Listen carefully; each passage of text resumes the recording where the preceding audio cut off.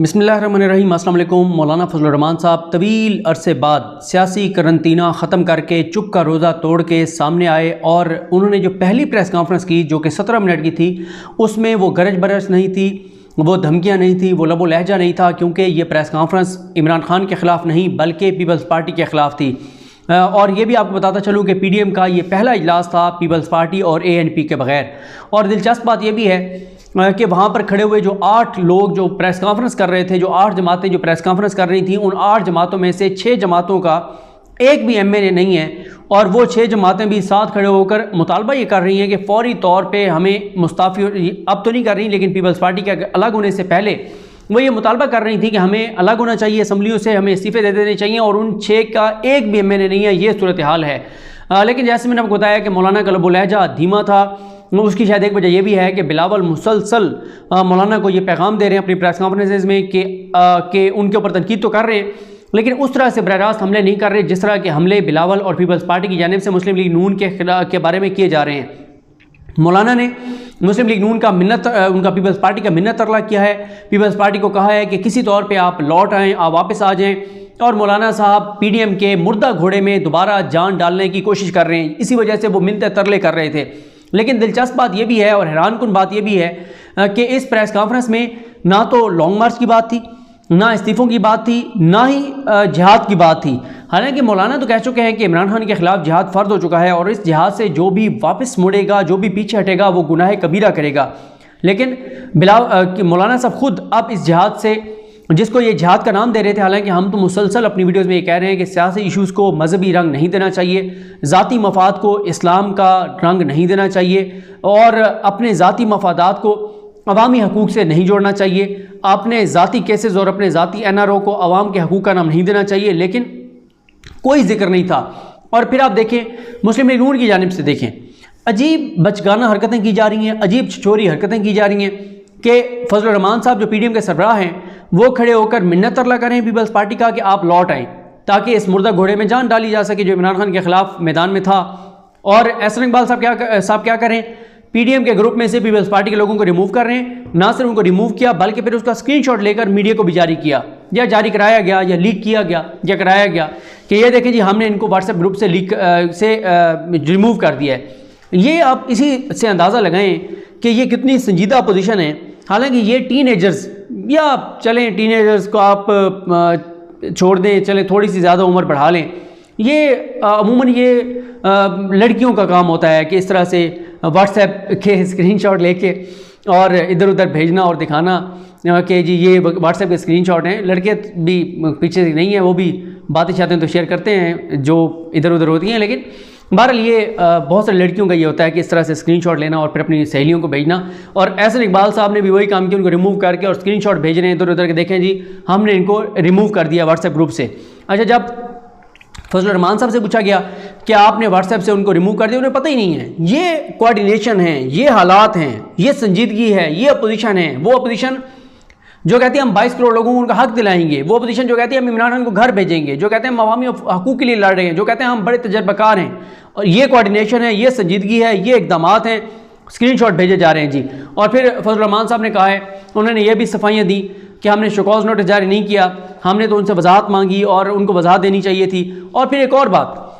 कहते हैं कि ओहदों के लिए नहीं लड़ना चाहिए। पीपल्स पार्टी पे तनकीद कर रहे हैं कि आपने इसलिए अलहदगी हमसे इख्तियार की कि आपने वो उसको यूसुफ रज़ा गिलानी को अपोजिशन लीडर बनवाना था। और भाई आप खुद ये बात कहते हुए कैसे अच्छे लगते हैं कि आपने खुद ही पहली लड़ाई तो आपने शुरू करवाई जब वहाँ पे पीडीएम बनी थी, और पीडीएम बनने के ऊपर ये पीपल्स पार्टी ने कहा था कि जो पीडीएम के सरबराह का जो ओहदा है ये रोटेट होगा, जिसको बनाना है बना दें, पहले फजलुर रहमान साहब को बना दें, फिर पीपल्स पार्टी का बना दें, फिर मुस्लिम लीग नून का बना दें, फिर एएनपी का बना दें, फिर बाकी जमातों का बना दें। लेकिन फजलुर रहमान साहब ने कहा नहीं, नून लीग ने कहा नहीं, मौलाना ही कप्तान रहेंगे, मौलाना ही राहबर रहेंगे, मौलाना ही रहनुमा रहेंगे, मौलाना ही सब कुछ रहेंगे, रोटेट नहीं होगी। फिर यही फजलुर रहमान साहब थे, जब चेयरमैन की बारी है कि चेयरमैन कौन होगा, तो यूसुफ रज़ा गिलानी को कहा गया कि वो चेयरमैन के ऊपर लड़ेंगे सेनेट में। डिप्टी चेयरमैन नून लीग का बनता था, लेकिन फजलुर रहमान साहब ने कहा नहीं, डिप्टी चेयरमैन मेरा होगा, डिप्टी चेयरमैन मुझे नहीं देंगे तो फिर मदारिस के बच्चे नहीं आएंगे, फिर वो तहरीक में मैं शामिल नहीं रहूँगा। फिर आपने डिप्टी चेयरमैन ले लिया, ओहदों के लिए तो आप भी ये कर रहे थे। और फिर उसके बाद आज जब हम लोग कह रहे थे, जब सब लोग कह रहे थे, जब ज़बान ज़दियाम थी, जब जो बाखबर लोग थे, जब आवाम को नज़र आ रहा था कि पीडीएम में इख्तलाफात हैं, तब ये कहते थे कोई इख्तलाफ नहीं है, जो ये इख्तलाफ की बात कर रहे हैं ये बकवास कर रहे हैं, ये किसी के पेरोल पर हैं, ये पैसे लेते हैं, हमें लड़वाना चाहते हैं। आज खुद होकर खड़े होकर कह रहे थे कि हमारे दरमियान इख्तलाफात थे, और कहते हैं जब इजलास में इख्तलाफ होता था कोशिश करते थे थोड़ी सी बात पे एग्री हो जाए, वो हम आगे बाहर बता देते थे, और बाकी जो इख्तलाफ की बातें होती थी वो अब अगले हम मीटिंग तक जो है वो मुलतवी कर देते थे। फिर अब वो कह रहे हैं कि हम पीपल्स पार्टी से रब्ता नहीं करेंगे, पीपल्स पार्टी खुद रजू करे, और साथ ही जो पीपल्स पार्टी ने एहतजाजन इस्तीफ़े दिए हैं वो इस्तीफ़े उन्होंने कहा है कि हम मंजूर नहीं करेंगे। और उन्होंने ये भी कहा है मौलाना साहब ने कि वक्ती तौर पर नहीं करेंगे, आगे चल के ज़ाहिर है एक तो अब पीडीएम का वजूद नहीं रहा, लेकिन फजल रहमान साहब कुछ देर और चाहते हैं कि ये तासुर रहे कि पीडीएम मुतहद है, ताकि मज़ीद कुछ देर इसके ऊपर प्रोग्राम भी हों और सियासी तौर पे इनको जो है वो तनकीद का निशाना बनाया जाता रहे। फिर उन्होंने ये भी ऐलान किया कि हमारी तरफ से ये आखिरी बयान है, इसके बाद हमारी तरफ से कोई बयान नहीं आएगा पीपल्स पार्टी के ख़िलाफ़। लेकिन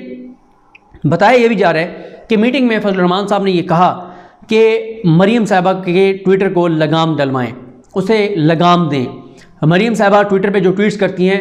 उससे बड़ी तलखी बढ़ती है, क्योंकि आपको पता है कि सबसे पहले अभी ये जो सारी लड़ाई जो बहुत शदीद हुई, सबसे पहला इसका आगाज़ मरीम साहिबा ने किया था। मरीम साहिबा के वो ट्वीट जिसमें मरीम साहिबा ने कहा था कि मुझे नज़र आ रहा है कि कौन जो है वो नया सिलेक्टेड बन रहा है, कौन नया लेपालक होगा, किसको इस्टेब्लिशमेंट गोद ले रही है, और उस पर फिर रिएक्ट किया था बख्तावर ने, जब बख्तावर ने या आसफा ने किया था, जब उसने कहा था कि हमें पता है कौन क्या करता रहा है। फिर उसी पे फिर आपको याद होगा मरीम से सवाल हुआ कि आपने किसको सिलेक्टेड कहा, तो मरीम ने कहा कि मैंने इशारा देना था दे दिया है, अगर नाम लेना होता तो ले लेती। और फिर उसके बाद फिर बिलावल का आपको याद होगा, बिलावल ने जो सिराजुल हक साहब के साथ खड़े होकर तबाहकुन बातें की थी, जिसमें उन्होंने कहा था कि हमारी रगों में वो खून नहीं है, किसी और की रगों में वो खून है, और इतना कुछ होता रहा। फजल रहमान साहब खामोश रहे, और फजल रहमान साहब ऐसे नहीं खामोश रहे थे,